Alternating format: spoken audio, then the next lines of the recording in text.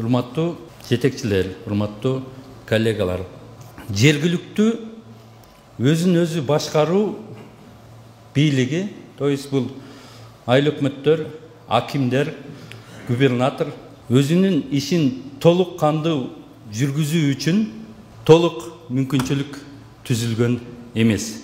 Бул боюнча мен дайыма айтып келгенмин, депутат болуп турганымда, сындап да келгенмин, аны жакшы билесиздер. Акимдер, губернаторлор эч кандай эчтеке жасай албайт, колунан эчтеке келбейт деп, жоюп эле ташташ керек деп айтып жүрчүмүн. Мен ошол айткан сөзүмөн кайта элекмин. Ичинен кирип көрдүм.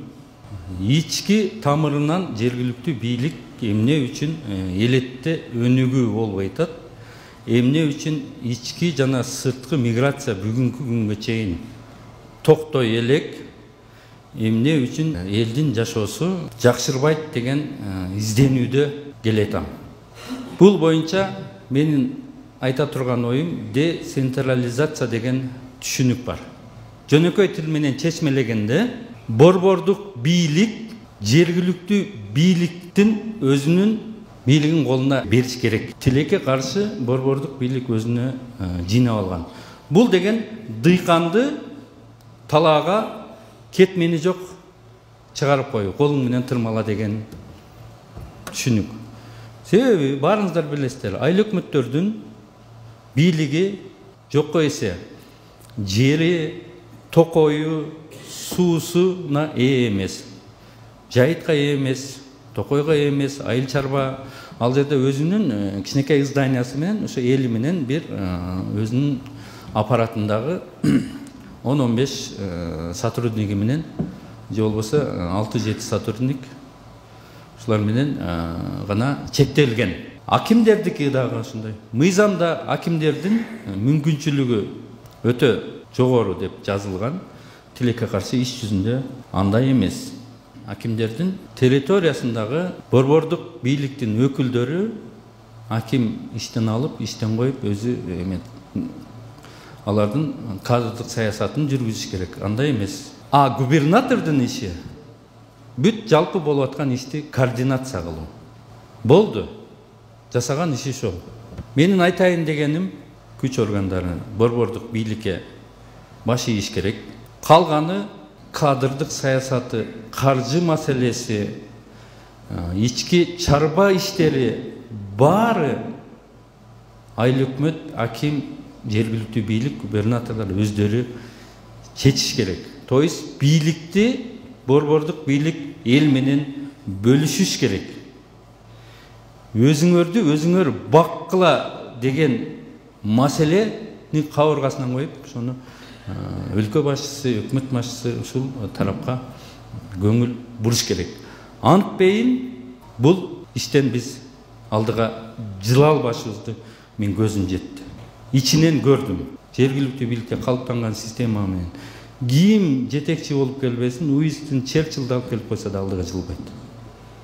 Себеби система ошондой түзүлгөн. Жергиликтүү бийликке өзүнүн бийлигин бергенде бүт маселе чечилет. Чегара маселеси дагы жеңил чечилмек.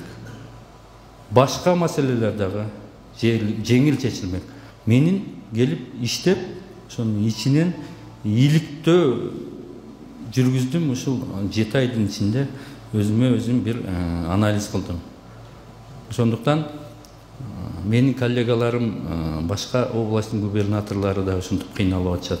452 айыл өкмөт баары кыйналып атышат. И акимдер дагы кыйналып атышат. То есть борбордук бийлик, ал деген борбордук бийлик дегенде министрликтер, башка ведомстволор, агентстволор баардыгы ушулардын бөлүшүп жергиликтүү бийликке өзүнө бериш керек. Ансыз иш алдыга жылбайт. Ошондуктан мен бүгүн сиздерге бир маанилүү чечимди айткым келип атат, урматтуу коллегалар. Мен өзүмдүн убактымды кетирбей, элибиздин убактысын кетирбей, мен бүгүн өз каалоом менен арызымды жазып бердим. Bunun артында эч кандай бир чоң саясий оюндар жок.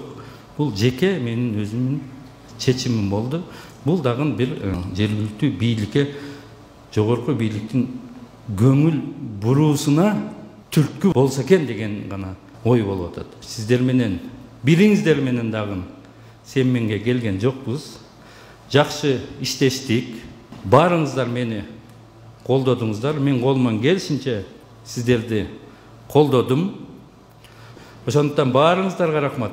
Ушул касиеттүү Ысык-Көл жерден аябай чоң тажрыйба алдым. Көп тааныш ашырдым. Мен жалпы баарыңыздарга терең ыраазычылык билдирем. Үй бүлөңүздөргө, өзүңүздөргө ден соолук каалайм. Аман болуңуздар.